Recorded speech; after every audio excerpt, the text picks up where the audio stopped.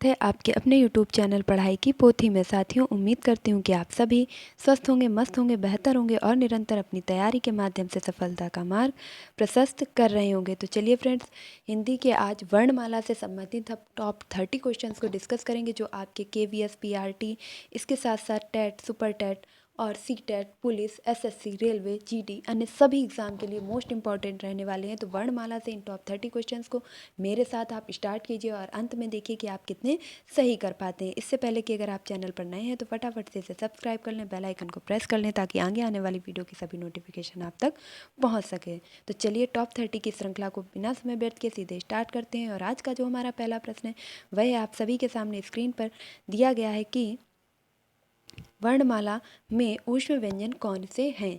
हिंदी वर्णमाला की बहुत ही डिटेलिंग में, टॉपिक वाइज, इसके बाद ट्रिक से, ऐसे तरीके से आपको मैंने वीडियो में अच्छे से रटा दिया है कि आप कोई भी गलती नहीं करेंगे। तो अगर आपको थ्योरेटिकल वीडियो चाहिए तो आप प्लेलिस्ट में जाकर के पहले प्रोवाइड किए गए वीडियो यानी कि हिंदी वर्णमाला सर्च करके देख सकते हैं, हिंदी वर्णमाला बाई पढ़ाई की पोथी के माध्यम से, या आप प्लेलिस्ट में जाकर भी उसे देख सकते हैं। तो आप फटाफट से अब यहाँ पर प्रैक्टिस करेंगे कि हिंदी वर्णमाला में ऊष्म व्यंजन कौन से हैं। ऑप्शन ए है सा सा सा हा, ता था दा धा, टा ठा डा डाणा और चा छा जा झा वहाँ। तो आपके कौन से ऐसे वर्ण हैं जो कि ऊष्म व्यंजन है। तो देखिए, ऊष्म का मतलब मुँह से गर्म हवा निकले, बाहर को हवा फेंके, ऊष्मा हो, तो कौन से वर्ण हो जाएंगे। यहाँ पर राइट आंसर होगा option number A is the right answer, यानी कि शाह, सा और हा आपके कैसे हैं, ऊष्म व्यंजन हो जाएंगे। इसी तरीके से सुपरफास्ट तरीके से बिना रुके हुए हम टॉप 30 क्वेश्चंस को डिस्कस करेंगे। तो कमेंट बॉक्स में स्कोर शेयर करना बिल्कुल भी ना भूलिएगा। पूरे मन से इन 30 क्वेश्चंस को जरूर अटेम्प्ट कीजिए मेरे साथ।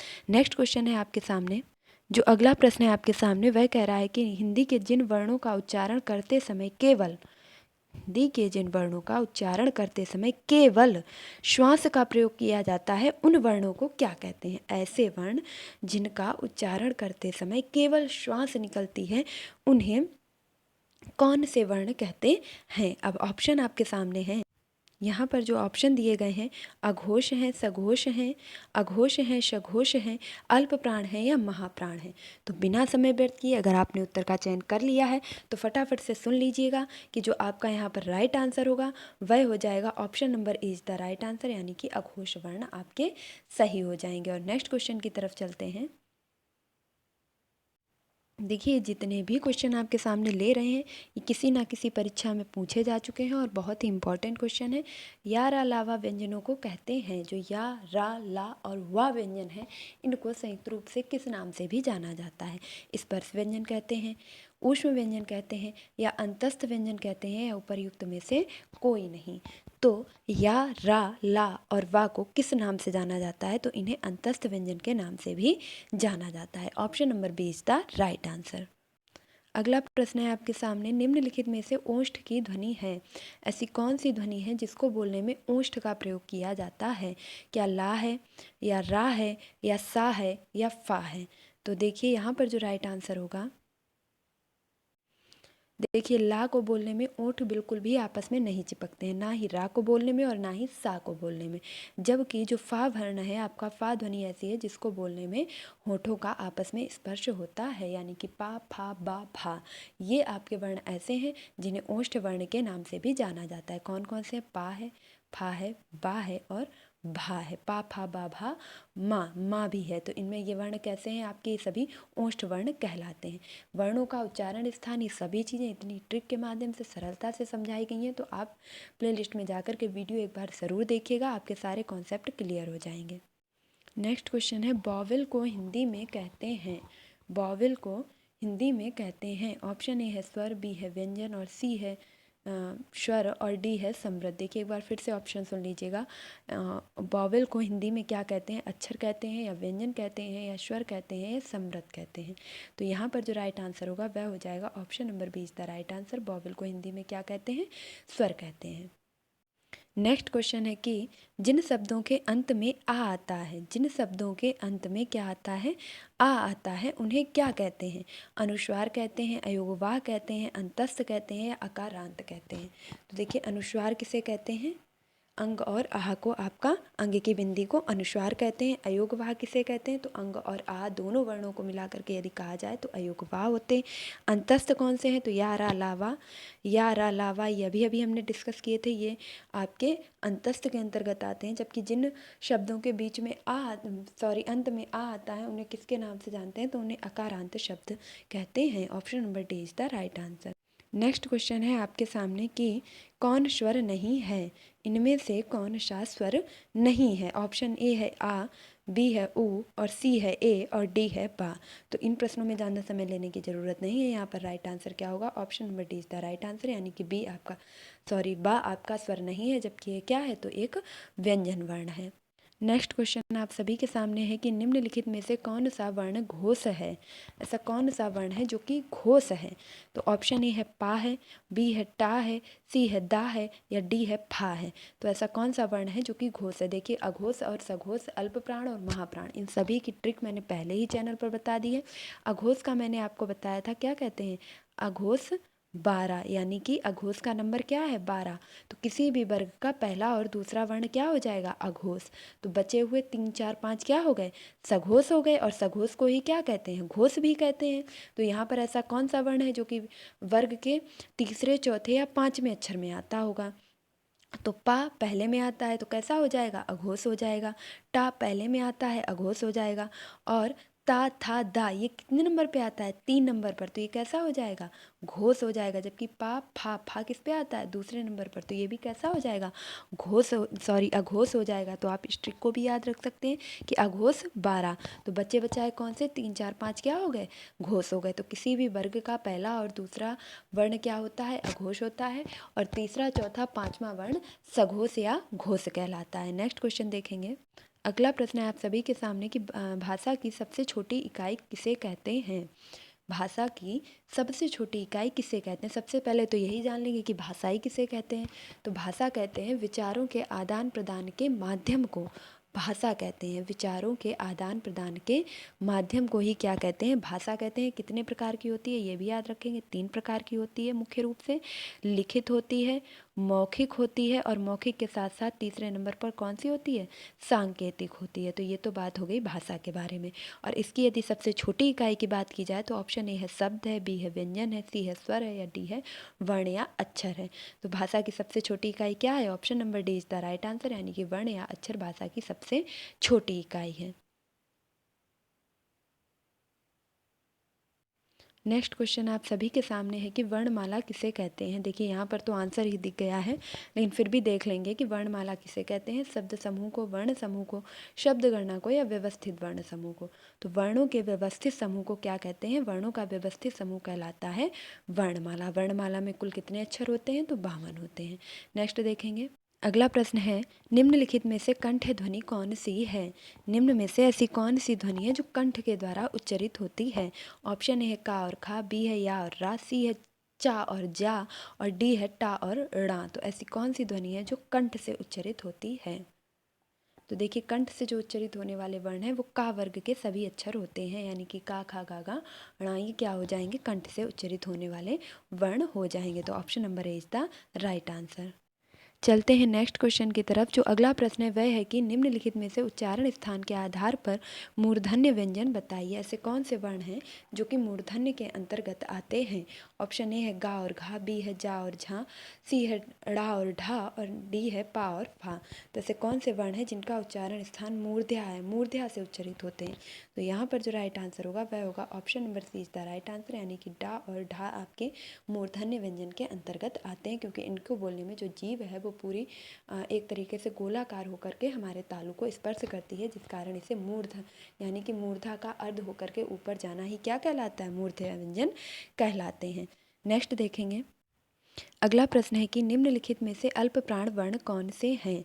निम्नलिखित में से अल्प प्राण वर्ण कौन से हैं? अभी अभी मैंने अघोष और सघोष की ट्रिक भी बता दी थी। अब फटाफट से सुन लीजिएगा अल्प प्राण और महाप्राण की ट्रिक। आपने क्या पढ़ा था कि अघोष 12। तो अब याद कर लीजिएगा कि 12 दूनी 24, और महाप्राण 24।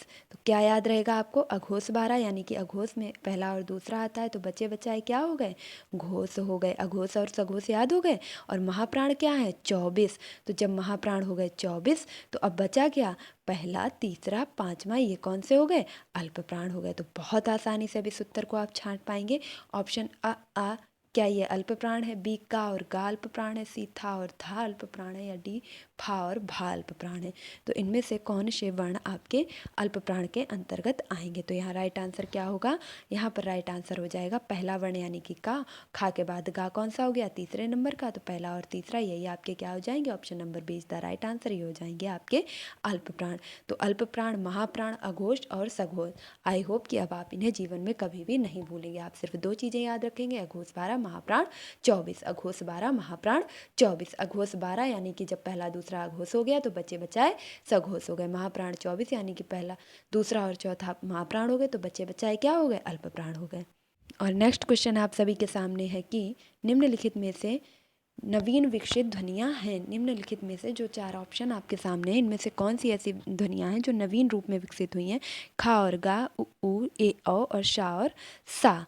तो यहाँ पर जो राइट आंसर होगा, बिना समय लिए बिल्कुल अपने टू द पॉइंट पर डिस्कस करेंगे कि ऑप्शन नंबर ए आपका राइट हो जाएगा, यानी कि खा और गा कैसी हैं, तो नवीन विकसित ध्वनियाँ हैं।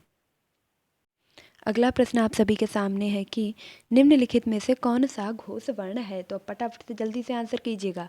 अघोष 12 महाप्राण 24 ट्रिक बता चुके हैं, जल्दी से बताइएगा घोष वर्ण कौन सा हो जाएगा, घोष वर्ण कौन सा हो जाएगा। ऑप्शन ए है खा, बी है चा, सी है माँ और डी है छा। तो क्या हो जाएगा सही उत्तर, ऑप्शन नंबर सी यानी कि माँ क्या हो जाएगा, घोष वर्ण हो जाएगा। अगले प्रश्न की तरफ चलेंगे। नेक्स्ट क्वेश्चन है आप सभी के सामने, निम्नलिखित में से एक वर्ण व्यंजन नहीं है। कोई एक ऐसा वर्ण दिया गया है जो कि व्यंजन नहीं है। नहीं है तो क्या है, तो स्वर है। तो ऊ है, खा है, रा है, या है। तो कौन सा वर्ण जो है व्यंजन नहीं है, तो ऊ क्या है, स्वर है, ये व्यंजन नहीं है। तो option number A is the right answer. फटाफट से चलेंगे। अगला प्रश्न आप सभी के सामने, निम्नलिखित में से कौन सी ध्वनि ओष्ठ नहीं है। ऐसा कौन सा वर्ण है जो ओठ के द्वारा नहीं बोला जाएगा, अभी अभी बताया था। तो ऑप्शन ए है पा, बी है बा, सी है माँ और डी है ता। तो पा फा बा भा माँ, अभी अभी बताया था, पा फा बा भा माँ कैसे वर्ण थे, ये सभी कैसे थे, ओष्ठ थे। और का वाले सभी कैसे थे, कंठ से थे। तो यहाँ पर सही उत्तर क्या हो जाएगा, option number D is the right answer, यानी कि ता आपका ओष्ठ वर्ण नहीं है। अगले प्रश्न की तरफ चलते हैं। नेक्स्ट क्वेश्चन है कि हिंदी भाषा में मूलतः वर्णों की संख्या कितनी मानी गई है। हिंदी भाषा में मूलतः कितने वर्णों की संख्या, वर्णों की कितनी संख्या मानी गई है, कितने वर्ण हैं वर्णमाला में। ऑप्शन ए है 50, बी है 51, सी है 52, डी है 53। अभी अभी अगर थोड़ा सा भी ध्यान दिया होगा तो प्रश्नों के बीच में ही मैंने बता भी दिया था कि वर्णों के व्यवस्थित समूह को वर्णमाला कहते हैं और वर्णमाला में कुल कितने अक्षर होते हैं। तो option number C is the right answer, यानी कि कुल 52 वर्ण होते हैं। नेक्स्ट क्वेश्चन आप सभी के सामने है, निम्नलिखित में से नासिक के व्यंजन कौन सा है। देखिए नासिक क्या, अनुनासिक। तो सीधा सा एक फार्मूला अभी बताऊंगी और हमेशा के लिए याद हो जाएगा। ऑप्शन ए है सा षटकोण वाला सा, वा, गा और जा। तो सीधा सा भैया याद रखिएगा, नासिक के कहे या अनुनासिक कहे तो ये कौन से हो जाएंगे, वर्ग का पंचमाक्षर। वर्ग का पंचमाक्षर। आप कुल कितने वर्ग हैं, तो 5 वर्ग का जो आखिरी वाला अक्षर होगा उसे क्या कहेंगे, नासिक के या अनुनासिक वर्ण कहेंगे। तो भैया शा नहीं आता है अंत में, गा तीसरे नंबर पे आता है, चा छा जा भी तीसरे नंबर पे आता है, जबकि वहाँ क्या है 5वें नंबर पर आता है, पंचमाक्षर है, इसलिए कैसा वर्ण हो जाएगा, नासिक के वर्ण हो जाएगा। अगले प्रश्न की तरफ चलते हैं। अगला प्रश्न है आप सभी के सामने कि ए वर्ण क्या कहलाते हैं, नासिक के मूर्धन्य, ओष्ठ या कंठ तालव्य। तो ये जो ए वर्ण है ये क्या कहलाते हैं। तो इस क्वेश्चन का जो राइट आंसर होगा, देखिए बिल्कुल भी आपका समय खराब नहीं करूंगी, सीधे आंसर आप लीजिए कि option number D is the right answer हो जाएगा। ए क्या हो जाएंगे, आपके कंठ तालु हो जाएंगे। तो ए दे तो कंठ तालु आपका सूत्र भी होता है। अगला देखेंगे। नेक्स्ट प्रश्न है, निम्नलिखित में से किसे हिंदी की मानक वर्णमाला में स्थान नहीं दिया गया है। हिंदी की जो मानक वर्णमाला है 52 अक्षर हैं, उसमें किसे स्थान नहीं दिया गया है। ऑप्शन ए है री को, बी है क्रा को और इसे क्री पढ़ेंगे, क्या पढ़ेंगे, क्री को, और सी है श्री को और डी है णा को, किसे जो है स्थान नहीं दिया गया। तो यहाँ पर जो राइट आंसर होगा वह होगा option number C is the right answer, श्री को स्थान नहीं दिया गया है। नेक्स्ट क्वेश्चन देखेंगे और अगला प्रश्न है कि निम्नलिखित शब्दों में से किस शब्द के द्वित्व व्यंजन हैं। ऐसा कौन सा शब्द है जिसमें द्वित्व व्यंजन का प्रयोग किया गया है। तो पहले तो जान लीजिएगा कि द्वित्व व्यंजन किसे कहते हैं। तो एक ही वर्ण, कोई भी वर्ण हो और वो कितने बार आ जाए, 2 बार आ जाए, एक बार आधे रूप में और एक बार पूरे रूप में, तो उसे क्या कहते हैं, द्वित्व व्यंजन। जैसे ऑप्शन ए है पुनः, बी है इलाहाबाद, सी है दिल्ली और डी है उत्साह। तो आपका राइट आंसर क्या होगा, option number C is the right answer. इसमें ला वर्ण की जो आवृत्ति है वह 2 बार हुई है, एक बार आधा लाया है, एक बार पूरा लाया है। इस ऐसे ही है जैसे आपका बच्चा है, कच्चा है, लल्ला है, तो ये सभी कैसे हैं, आपके द्वित्व व्यंजन के उदाहरण हैं। डिब्बा है, तो इन्हें सभी द्वित्व व्यंजन के अंतर्गत रखेंगे। तो ऑप्शन नंबर सी आपका क्या हो जाएगा, राइट हो जाएगा। नेक्स्ट क्वेश्चन आपके सामने है कि सा स श हा कौन से व्यंजन कहलाते हैं। जो श, सा और शा हा है, ये कौन से व्यंजन कहलाते हैं। ऑप्शन ए है प्रकम्पी व्यंजन, बी है स्पर्शी व्यंजन, सी है स्पर्श व्यंजन और डी है ऊष्म संघर्षी व्यंजन। तो option number D is the right answer. इन्हें ऊष्म संघर्षी व्यंजन के नाम से जाना जाता है। नेक्स्ट क्वेश्चन है छा ध्वनि किस स्वर के अंतर्गत आती है। जो छा ध्वनि है वह किस स्वर के अंतर्गत आती है। ऑप्शन ए है मूल स्वर, बी है घोष वर्ण, सी है संयुक्त वर्ण और डी है तालव्य वर्ण। तो यहाँ पर राइट आंसर क्या होगा, यहाँ पर आपका राइट आंसर हो जाएगा option number C is the right answer, यानी कि इन्हें जो है संयुक्त वर्ण के अंतर्गत आने वाली ध्वनि है। इसका वर्ण जो है संयुक्त वर्ण है, तो किन किन वर्णों से मिलकर के बना है, तो का प्लस शा षटकोण से मिलकर के छा का निर्माण हुआ है। का कौन सा है, तो हलंत्यम वाला का है। यहाँ पर इस चीज़ का ध्यान रखेंगे। अगला प्रश्न देखते हैं। हिंदी शब्दकोश में जो छा क्रम है वह किस वर्ण के बाद आता है। अभी अभी अगर आपने उसको ये समझ लिया होगा कि जो छा है वह किन 2 वर्णों से मिलकर के बना है, तो अब आप ये भी निर्धारित कर लें कि वह किस वर्ण के बाद आता होगा। तो ऑप्शन ए है का के बाद छा आता है, छा के बाद आता है, त्रा के बाद आता है या ज्ञा के बाद आता है। भैया याद रखेंगे कि जो छा है वह वर्णमाला में वर्ण क्रम के अनुसार का के बाद आने वाला वर्ण है। तो option number A is the right answer. अगला प्रश्न आपके सामने है। अगला प्रश्न आपके सामने है ज्ञा वर्ण किन वर्णों के संयोग से बन गया है। जो ये ज्ञा है वह किन वर्णों के संयोग से बना है। जैसे आपका अभी छा बताया था वह क्या था, संयुक्त वर्ण था और किससे मिलकर के बना था, तो का प्लस शा षटकोण से मिलकर के छा बना हुआ था। उसी प्रकार अब आप बताएंगे कि ज्ञा किन से मिलकर के बना है, जा प्लस वहाँ से, जा प्लस वहाँ से, जा प्लस धा से या जा प्लस न्या से। तो यहाँ पर जो आपका राइट आंसर होगा वह हो जाएगा option number B is the right answer, यानी कि जा प्लस वहाँ से मिलकर के आपका ज्ञा वर्ण बना हुआ है। देखिए याद रखेंगे, आपको ये वाला भी मिलेगा और ये वाला भी मिलेगा, लेकिन आपको कौन सा सही करना है, हलंतिम वाला आपको सही करना है। देखिए सिर्फ 2 से 3 प्रश्न बचे हैं, इसलिए वीडियो को अब इसकी बिल्कुल भी मत कीजिएगा। निम्नलिखित में से अघोष वर्ण कौन सा है। निम्नलिखित में से अघोष वर्ण कौन सा है, जल्दी से बोलिएगा। अघोष 12, महाप्राण 24, 12 यानी पहला दूसरा। तो देखिएगा ऑप्शन ए है बा, बी है जा, सी है हा और डी है शा। तो फटाफट से बताएंगे पहला और दूसरा।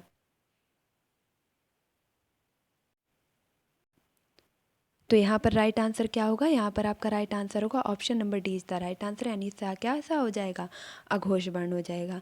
अगले प्रश्न की तरफ चलते हैं। नेक्स्ट क्वेश्चन है कि घा का उच्चारण स्थान कौन सा है। घा का उच्चारण स्थान कौन सा है। ऑप्शन ए है मूर्धा, बी है कंठ, सी है तालु, डी है दंत। अभी अभी बताया था आपको, क्या बताया था कि का, खा, गा, घा ये सभी किसी में आएंगे, तो कंठ में ही आएंगे। तो option number B is the right answer. अब लास्ट के 2 क्वेश्चन और बचे हुए हैं आपके। अगला प्रश्न आपके सामने है, निम्नलिखित में से संयुक्त व्यंजन कौन सा है।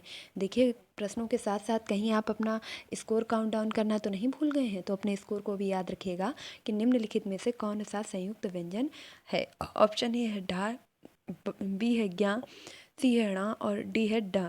तो कौन सा आपका संयुक्त व्यंजन है। अभी अभी हमने डिस्कस किया था कि संयुक्त व्यंजन आपका कौन सा है। संयुक्त व्यंजन है आपका ज्ञा, और किससे मिलकर के बना था, तो जा प्लस वा से मिलकर के बना था। आपका क्या बना था मिलकर के, ज्ञा बना था। तो ये क्या हो जाएगा, option number B is the right answer, यानी कि ज्ञा आपका क्या हो जाएगा, संयुक्त व्यंजन कहलाएगा। कुल कितने संयुक्त व्यंजन हैं, तो 4 हैं, याद रखिएगा। छा का प्लस शा से मिलकर के बना था। त्रा किससे बनता है, तो ये भी याद रखेंगे, ता प्लस रा से मिलकर के बनता है। और ज्ञा किससे मिलकर के बनता है, तो जा और वा से मिलकर के बनता है। और जबकि जो श्रा है ये किससे मिलकर के बनता है, तो शा प्लस रा से मिलकर के बनता है। तो ये कुल 4 आपके संयुक्त वर्ण हो गए। अगले प्रश्न की तरफ चलते हैं। और आज का जो हमारा अंतिम प्रश्न है वह है कि निम्नलिखित में से कौन सा वर्ण उच्चारण की दृष्टि से दंत्य नहीं है। दंत्य नहीं है मतलब किसका उच्चारण दांतों की सहायता से नहीं हो रहा है। ऑप्शन ए है ता, बी है ना, सी है दा और डी है टा। तो अगर आपको मूर्धन्य वाली ट्रिक थोड़ी सी भी दिमाग में टच होगी तो आप फटाफट से अपने उत्तर का चयन कर लेंगे। बोल के देखिए टा, और जैसे ही आप बोलेंगे टा तो वैसे ही क्या होगा, टा बोलने पर जो जीभ है हमारी वो मुड़ करके ऊपर तालू में लग जाएगी, इसलिए ये कैसा हो जाएगा, ये हो जाएगा मूर्धन्य। ये कैसा वर्ण हो जाएगा, मूर्धन्य हो जाएगा। तो टा ठा डा ढाड़ा ये सभी क्या हो गया, मूर्धन्य। का खा गा गाना ये कभी क्या हो गए, कंठ हो गए। अब आपको दंत भी पता चल गया, तो दंत कौन से हो गए, तो ता था दाधा ना, ये सभी कैसे हो गए, ये आपके दंत व्यंजन हो गए हैं। तो इस प्रकार हमने अपने 30 क्वेश्चंस को कंप्लीट कर लिया है। आई होप कि आपको ये वीडियो ज़रूर पसंद आया होगा।